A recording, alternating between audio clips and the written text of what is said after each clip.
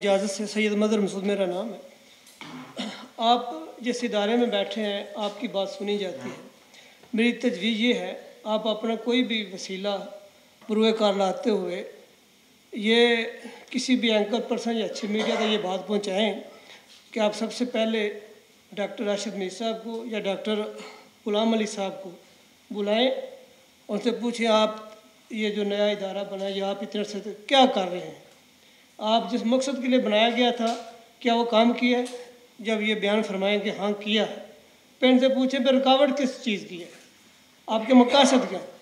फिर उसके बाद आप ही अपना फिर मेहरबानी फरमा कर वो जो पार्लिमानी अमूर का वज़ीर होता है या वज़ीर अतलियात, वो तरह तो नशियात है जो बड़ी फुरफुर करती है फजूल किस्म की बातों पे, आप उनसे कहें भी ये सारी बातें आपने ही इदारे बनाए, इस मकसद के लिए बनाए। फिर उन लोगों ने दिन रात एक करके अपनी जान मार के वो सारे काम कर लिए। अब वो आपका मुंह देख रहे हैं कि आप कब ये हुक्म सादर फरमाएं कि हम इन पर अमल दरामद करें, इसमें क्या रुकावट है, क्यों नहीं कर सकते।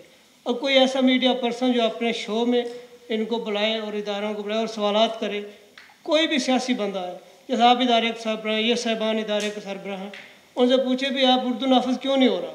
और पूरी दुनिया में अपनी ज़बानें हो रही हैं तो आपने बनाए भी हैं इदारे, तो एंकर पर्सन को इस चीज़ पर कायल करें कि कोई भी सियासी बंदा है किसी पार्टी का, वो बोले आप जो काम कर रहे हैं सारे क्या IMF से पूछ के उर्दू नाफिज करनी है। आप ऐसे सवालात तमाम सियासी पार्टियों के नुमाइंदों को करने चाहिए, साफ़ियों को, कि उर्दू नाफिज क्यों नहीं अपने मुल्क में। आप कौम की शनाख्त मिटाने के लिए सियासी पार्टियाँ बनाई हैं, उजागर करने के लिए बनाई हैं। ये मेरे तजुर्बे। शुक्रिया जनाब मसूद साहब।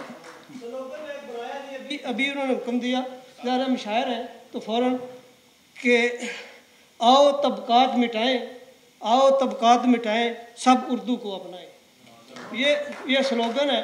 तो इंशाल्लाह ये डॉक्टर राशिद मीर साहब तक भी चला जाएगा, डॉक्टर साहब चला जाएगा और सब लोगों तक पूरा स्पीकर बन के इंशाल्लाह आप तक भी पहुंच जाएगा। अभी मैंने उनके कहने पर फिल्म भी बना ली। लीजिए, इंतज़ार की घड़ियाँ ख़त्म हुई और अब मैं इल्तमास करता हूँ आज की इस तकरीब के असल मेज़बान भी हैं और सदर मजलिस भी हैं, जनाब चेयरमैन इस्लामी नज़रियाती कौंसिल क़िबला एयाज़ साहब।